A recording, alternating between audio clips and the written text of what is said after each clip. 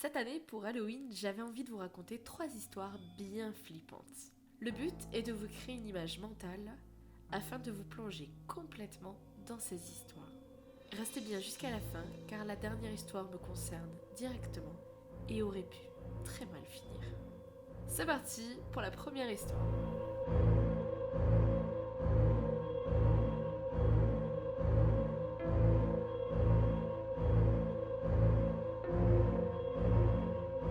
Léonie et le visiteur nocturne. L'histoire se passe en Irlande dans les années 2010. Léonie a 17 ans et c'est le premier voyage scolaire auquel elle participe. Sa professeure d'anglais a organisé un voyage d'1 semaine afin de découvrir l'Irlande et les mythes et légendes qui y habitent. Léonie et ses camarades logent non loin des côtes irlandaises, près de Killarney. Ils sont au cœur d'une forêt, dans ce qui s'apparente à un camping. Celui-ci est composé de 3 longs bâtiments en bois, ce qui ressemble fortement à des chalets abandonnés. La clairière où se trouve leur logement laisse passer le soleil, ce qui accentue la couleur du vieux bois qui habille les bâtiments.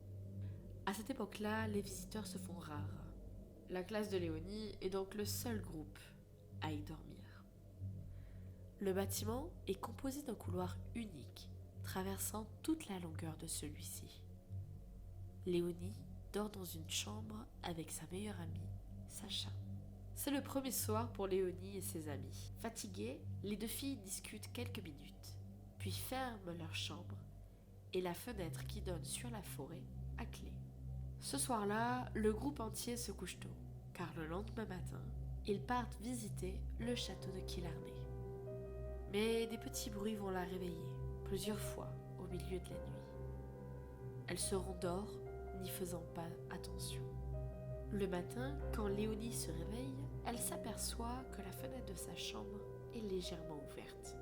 Elle la referme, pensant avoir oublié de la fermer, et part pour leur première visite. Petit à petit, Léonie va se rendre compte que la fenêtre de sa chambre, tous les matins, est entr'ouverte. Et les bruits étranges qui la réveillent vont continuer sans qu'elle n'y prête plus d'attention par peur. Il est vendredi soir, c'est la veille du départ, et Léonie est persuadée qu'il se passe quelque chose d'étrange dans leur bâtiment, et plus précisément dans leur chambre. Ce soir-là, elle va décider de rester éveillée pour voir si les bruits étranges se manifestent de nouveau. Il est 2 heures du matin, Léonie est très fatiguée. Le bâtiment est silencieux.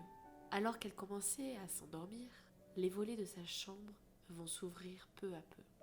Léonie est figée, dans son lit, incapable de bouger, pétrifiée par la peur. Quelque chose gratte légèrement à sa fenêtre et tente de pénétrer dans leur chambre. Léonie n'ose pas réveiller Sacha, qui dort profondément dans le lit en face d'elle. Elle fait alors semblant de dormir, en fermant les yeux, et devient spectatrice de la scène suivante. Un homme assez grand, de carrure trapue, rentre discrètement dans leur chambre. L'homme porte un jean, des chaussures de sécurité et la capuche de son sweat rouge couvre l'entièreté de son visage. Il fait très sombre dans la chambre, mais Léonie comprend que l'homme se met dans un recoin de la pièce, s'assoit sur la chaise et ne bouge plus. Il va rester 1 heure à les observer dormir fixement. Léonie est pétrifiée, elle ne dit rien et continue de faire semblant de dormir. Au bout d'1 heure, l'homme va se lever, réouvrir la fenêtre très discrètement et il va s'enfuir dans la forêt. Léonie se rappelle que ce soir-là, il pleuvait très fort. Encore sous le choc, Léonie va s'endormir et faire comme si de rien n'était. Le lendemain matin, elle se réveille et pense avoir halluciné. Malheureusement, elle va très vite se rendre compte que des traces de pas partent de l'intérieur de leur chambre jusque dans la forêt. Aujourd'hui, Léonie a 23 ans et elle n'a jamais parlé de ça à quiconque. Elle ne sait toujours pas qui était cet homme et quelles étaient ses intentions.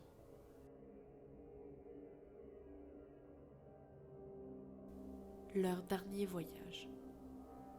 John est un homme trentenaire. Il vit avec son compagnon Max dans un van aménagé avec lequel il voyage dans le monde entier depuis 2 ans maintenant. Ce jour-là, ils s'étaient tous les deux mis en tête de traverser l'Allemagne pour rejoindre la frontière du Danemark au petit matin. Mais le trajet ne se passera pas comme prévu.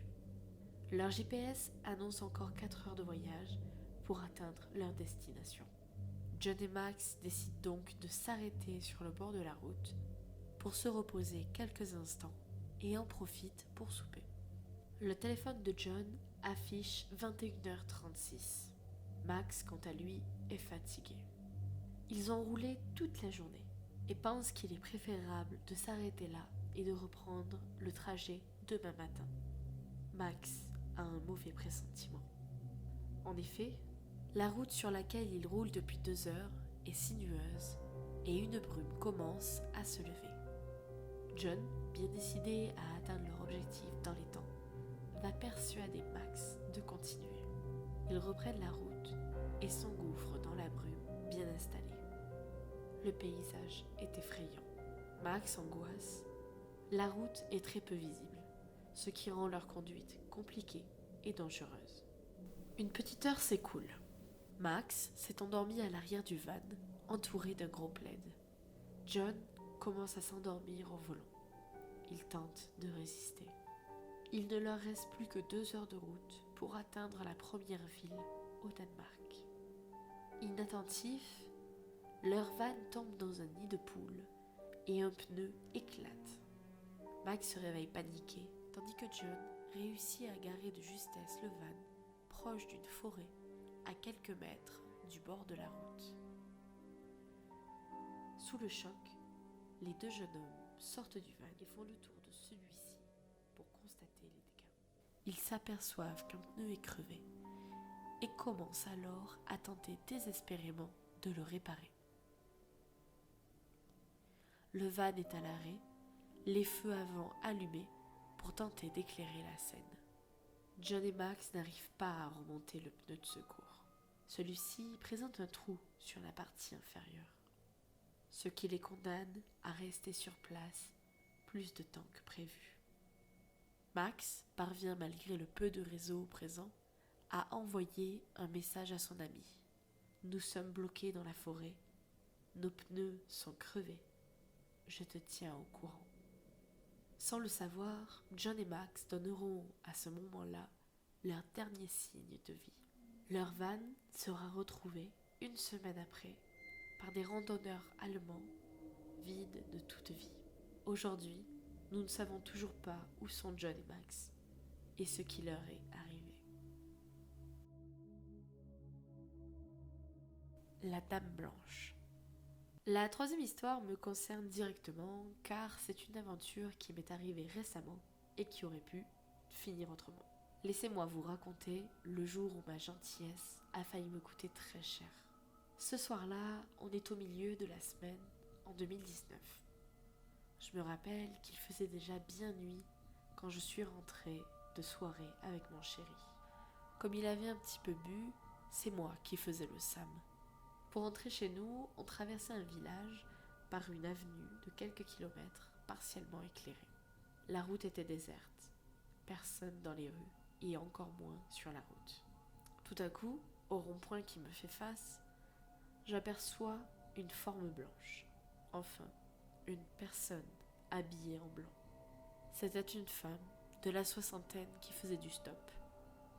Je me rappellerai toujours d'elle, de son visage complètement effrayé et stressé, de sa longue robe blanche, partiellement déchirée, et de son attitude.